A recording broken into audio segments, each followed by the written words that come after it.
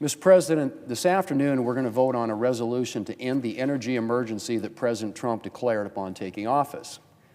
Apparently, according to the resolution's authors, this energy emergency declaration isn't justified.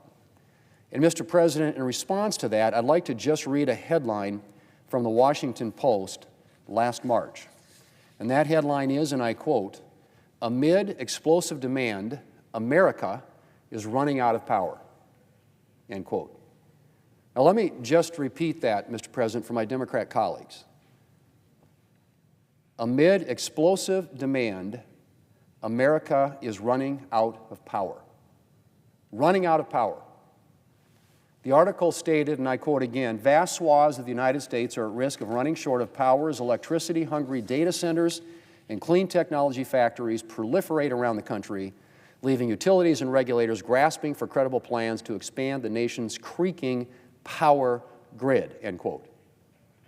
And then, of course, there was this headline from another major news outlet in December, and I quote again, "More than half the U.S. faces blackout risks in next decade," the NERC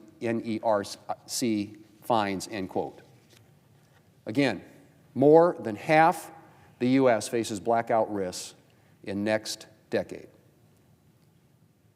Large swaths of the U.S., the article noted, could experience rolling blackouts due to capacity shortfalls during extreme weather events in the next decade, according to a grid reliability analysis released Tuesday.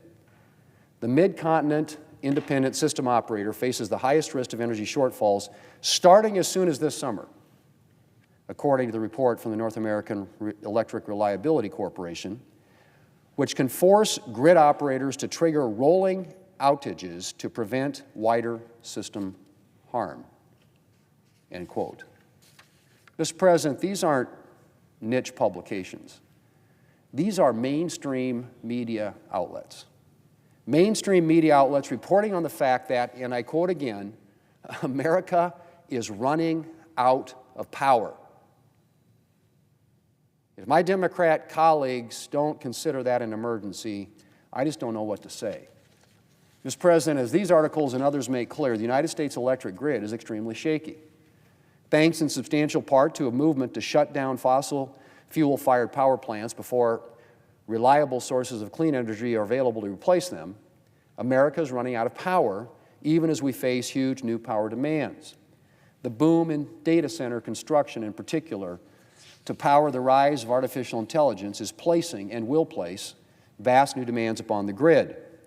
A recent CNBC headline noted, and again I quote, "Data centers powering artificial intelligence could use more electricity than entire cities," end quote. More electricity than entire cities. And Mr. President, if we continue on our current course, there is a very real risk that we are not going to be able to meet that demand, that we're going to end up with widespread brownouts and blackouts, or electricity rationing, or de facto rationing forced by sky-high energy bills. Now, Mr. President, I realize that this is an inconvenient truth to my Democrat colleagues. Why?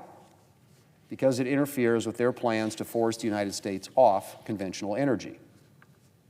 If Democrats acknowledge that we are rapidly approaching an energy crisis, they might have to actually consider the consequences of their energy plans. To consider what might happen when you put immense new power demands on an already shaky grid by forcing Americans into electric vehicles. To consider what might happen if you drastically limit domestic oil and gas production, even as the nation continues to require a steady and affordable supply of conventional fuels. And so I do understand why Democrats would prefer not to acknowledge our national energy emergency. But acknowledge it or not, it's there.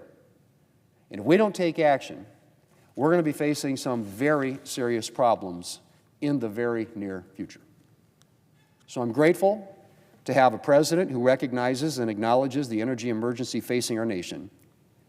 And I look forward to working with him to unleash American energy production and achieve a secure, affordable, and reliable energy future for the American people.